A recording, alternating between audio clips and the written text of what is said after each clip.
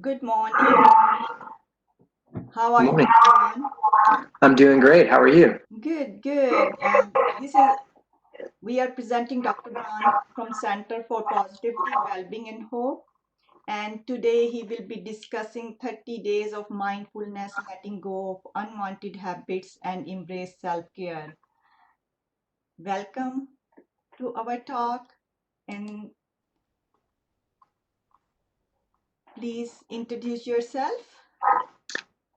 Yeah, so I'm Dr. Eric Braun. I am a professor here at Northwestern State University of Louisiana, um, and I received my PhD from Old Dominion University, which is in Norfolk, Virginia, and I got my master's and bachelor's degree uh, in counseling and psychology, respectively, at Bradley University in Peoria, Illinois. And I'm a national certified counselor and a PLPC in Louisiana. Very nice. And I know that you are working here for a long time, so share about your professional life, please. Yeah, so I just made tenure in the fall, and I've been teaching counseling classes, and I teach the research class for our people in education, and I supervise our counselors who are in their field experience portion of their programs. And I've been working here since 2013, fall 2013. So Very, very good. that's I just heard that's that it. you received the associate, you are now tenure and associate professor. Yeah, Congratulations. It is a big thank you. achievement. Thank you very much. Yeah. And today we are talking about the assignment that you give it, but you practice that assignment before. hmm So this is like 30 days of mindfulness, letting go of unwanted habits and embrace self-care. So what is mindfulness? Mindfulness is in this is my definition. This is not necessarily the textbook definition, but I think of it as uh, the idea of being in the present moment and appreciating that present moment without worrying too much about the future. Very nice. Of course, we all have to think about the future, for planning purposes and stuff. Otherwise, our schedules would fall apart and things like that. But we don't necessarily have to be thinking about it every second of the day. And mindfulness, to me, is about taking time every day or every so often, whatever that is to you, to not worry about the future and to appreciate the present moment. I really like to appreciate the moment. So tell us how you came up with this topic. So I teach our addictions class or substance abuse counseling class. And one of the things that is a common practice for that course in the counseling field is to have students give something up for a certain amount of time. And that could be chocolate or soda or some other bad habit that they would like to stop doing.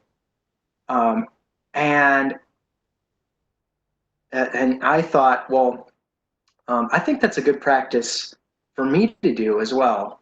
At the time, I decided I was playing this online game too much, um, and so I decided to, well, how do I turn this into something that I can give up and turn it into a not just an assignment for the students, but a comprehensive wellness plan for myself.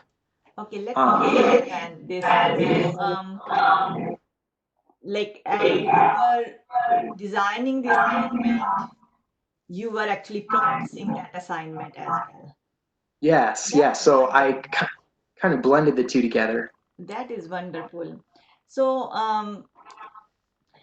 please explain, like, for example, if I am new here, right? I don't Mhm. know anything about mindfulness. And what you will recommend, what steps we need to take to start our journey? Not like take our journey, but start our journey. What will be our first step? Hmm. Let's start the journey. I think that the first step would be in this process would be to identify what it is that it would be useful for you uh, to give up, and or at least take a break from, because I guess you could approach it as take a break from it forever, but sometimes it's good to just have a sort of detox of uh, a certain behavior or certain food or whatever. So I think the first step would be to identify what that thing is that would be beneficial for you to give up, is sort of you back from appreciating the present and maybe even causing you to procrastinate, which was the my That is very good advice. First, identify what you want to give up, mhm. and that is very good point. How can we um, how can we be successful or not steps to get rid of the things that are in our way. Very good, very good. I like the idea of identify even simple to big, whatever you want to give up or what you want to accomplish. Mm-hmm. So now guide us step by step through this journey. So again, I am saying that if we are new in this journey, we do not know about mindfulness, Yeah. we do not know how to stay in the present. So how to start this journey? Now, like we identify that, okay, this thing we want to make sure to improve, and this thing I want to give up. So how I should start my journey? Yeah. So I think the first step, the first step was identify, but then the next step is maybe um, making the commitment to say that for 30 days, I'm going to take a break from it. Or, 30 days is an amount of time that I just kind of came up with. It could be a different amount of time.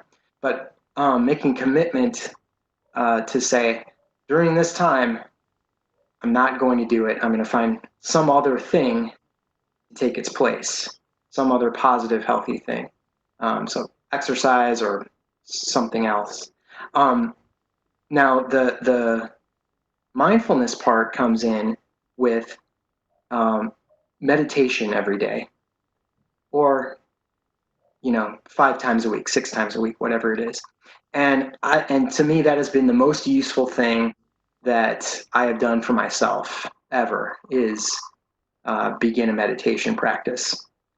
Um, and a lot of people say that they are afraid of meditation, or they're so they're so anxious that that it's not possible for them to meditate, or it makes them more nervous or something like that.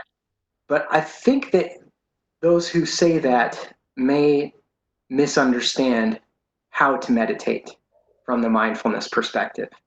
And I think if they understood, then they would feel differently. And so I'll tell you what I mean by that. Um, so I think a lot of people think meditation is, I'm going to focus real hard on this thing and never break my focus from it. But that's really not, in my experience, the helpful part of meditation. It's not that I'm trying so hard to focus on this thing. It's that I'm focusing on, most people use breathing. So I count my breaths. Breathing in is 1, breathing out is 2, until I get to 10, and then I start over. Well, eventually, you're going to obviously lose track at some point because your mind's going to wander.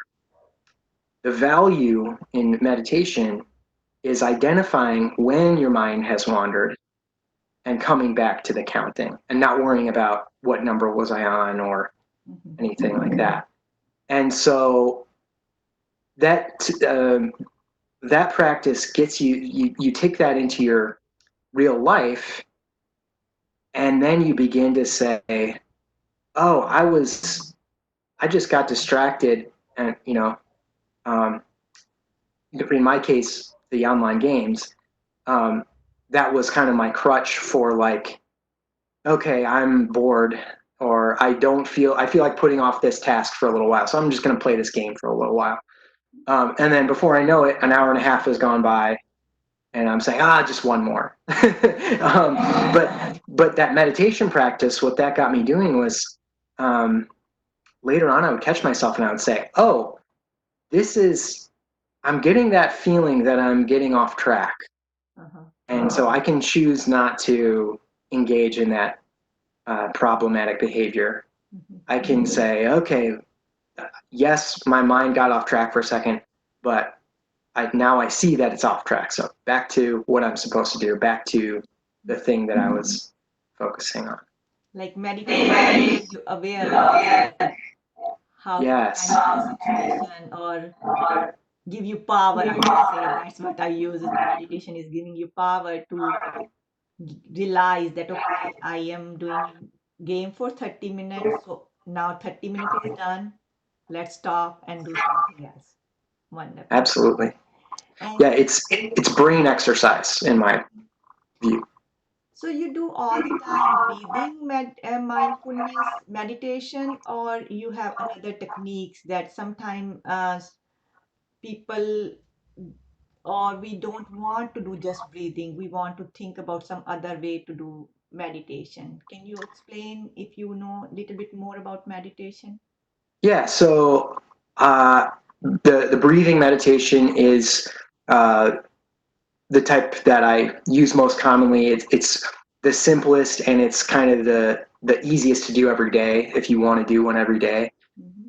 Another one that I think about is kind of spiritual based, Mm-hmm. which is a chakra meditation, Mm-hmm. uh, or in in in the Wiccan practice, it's a you're casting circle. That's sort of a creating a sacred space around you.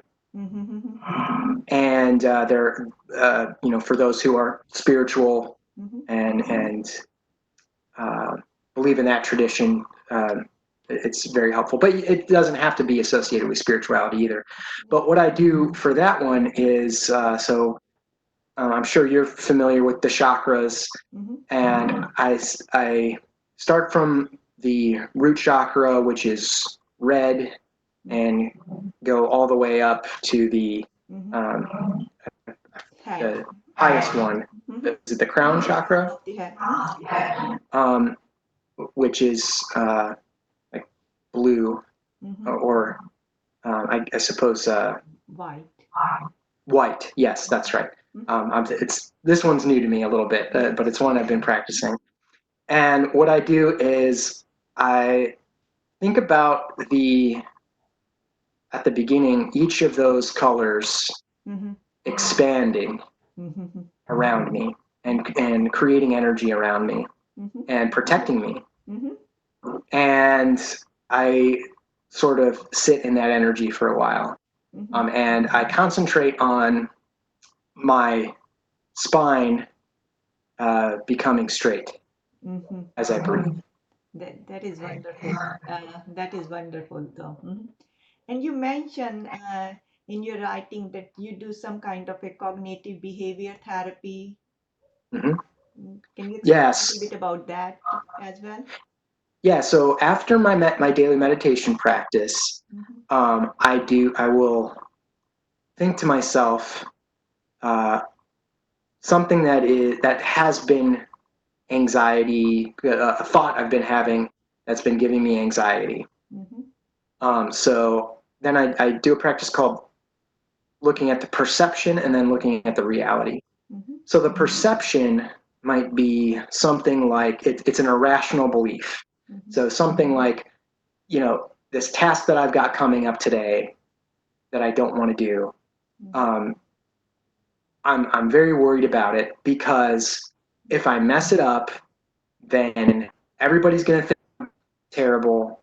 Everybody is going to think fraud. I'm going to lose my job, be out on the streets, begging for money, right? Which is um, logically, I know that's true, but that my brain is tricking me into thinking it's true or into kind of buying that, and it's because I'm sort of not consciously thinking it. It's in the back of my mind. And when I take time about what are things that, at least what's one thing today that is kind of making me dread whatever's coming up. So I look at that, then I refute it and say, well, what are the reasons why that's not true? The reality is, it's probably not like that. It'll probably be better. It'll turn out better than you think. We're all our own worst critics a lot of times. And even if it doesn't, you're not going to lose your job for making one mistake and all that kind of thing. So it's kind of an argument I have with my negative self.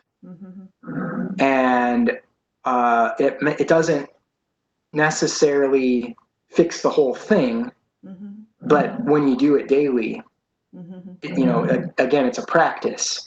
So I train myself so that sometimes when I'm about to have a negative or an irrational belief, I will, that part of me that practices this technique comes in and says, no, you're being silly. And and then I go, oh yeah, everything's actually pretty good.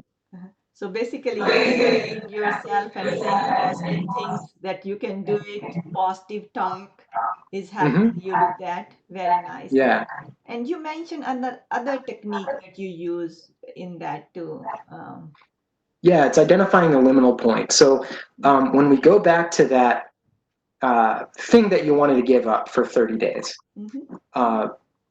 you think about what is a lie that I'm telling myself that is keeping me doing that behavior. For me, it was the computer game, and I would say, okay, well, just one more game will only take a couple of minutes, so why not? So then I look at that idea and as if I was someone else, maybe, and I think about what's the argument that somebody else would tell me as to why that's not correct. And that might be something like, well, that once you get going on this game, you're going to want to play more than just one more, and it has to stop at some point. So, so again, it's another version of that argument with my negative self. That is very helpful. Like, make sure that you are telling the reality. It will not take 2 minutes. It will take more than 2 minutes. So, and you know that okay, my past behavior was I was not stopping. So either I should put alarm that I will play just 30 minutes, or so what advice you want to give it to student or NSU family or even people who are watching this conversation? I think that the best advice I could give is that understanding the simplicity of breathing meditation on a regular basis, doing that on a regular basis, is probably the best positive addiction you can get. There are just so many benefits to it that if you do it and sort of do it over and over and over again, the benefits are undeniable, and it's so simple to do that. And it can take 10 minutes or 20 minutes a day, which that's an amount of time where anybody can make that amount of time for themselves. It just takes doing it and committing to it. And when you don't do it, being kind to yourself that it's okay, I missed it, but back at it tomorrow. there was one more piece was there. What was that? You were explaining student how to practice this and how to make a log of everything. So tell me a little bit about Mm. that. Yeah, so you can, one way to do this, if those who enjoy journaling, Mhm, they can, after they do their meditation, write down their, uh, do the written version basically of the liminal point exercise and the perception versus reality mhm, exercise. Um, I think it's maybe not necessary, but some people might prefer it that way. I liked just saying it to myself out loud. mhm, And it's almost like I was admitting things to myself in a way. mhm. Uh, but some people might prefer writing it down, and then they can look back on the things that they told themselves, and that can be useful too. That is very interesting. Say it loud. So you are basically repeating to yourself, or you are reassuring yourself that, yes, I did my meditation today. I am thinking positive and my day will be good. So that is very good to just reassure yourself and say it loud. Or, of course, you can write it down. So I understand you give this assignment to student and Hmm. you ask them to write a reflection paper on that. Yeah, So, what are the like three things in reflection paper you see it? yeah. So a lot of things that I see are that um, people slip up. They said they were not going to drink soda, for example, for the 30 days, and at some point they did. Mhm, Um, and it was interesting to see, how they dealt with that. Did they beat themselves up over it, or were they kind to themselves and say, okay, no problem, I'll just tomorrow make sure I don't again, get back to it. Um, and and I think that's important. Uh, you know, we want to be committed to what we say we're going to do, but at the same time, if we make a mistake, it shouldn't be the worst thing in the world. mhm, So that's one thing. Um, the other thing was, what do people do instead of the thing that they gave up? mhm, Um, with the soda one, lots of people decided, well, it's the sugar in soda that's no good, so I'll drink, um, sparkling water or something if I still want the uh-huh, carbonation. Uh, but then there's also um, satisfying not just you know having some dumbed down version of that thing, but mhm, what at the core of it, what am I trying to get out of it? mhm, Um, like, am I having that sugary snack because I'm bored? mhm, Um, and or whatever the feeling is, or am I trying to seek comfort in it? mhm, And is there a different way I can have comfort besides even having a substitute for that thing, like mhm, taking a warm bath or something like that? Um, mhm. so it's interesting to see how students uh, found alternate behaviors, replacement behaviors. So you always said that they change it to some kind of positive. They didn't change it to one negative habit to the another negative habit, right? Like for example, Yeah, if I will not drink soda, let me eat chocolate. right. Yeah, I'm sure some of them.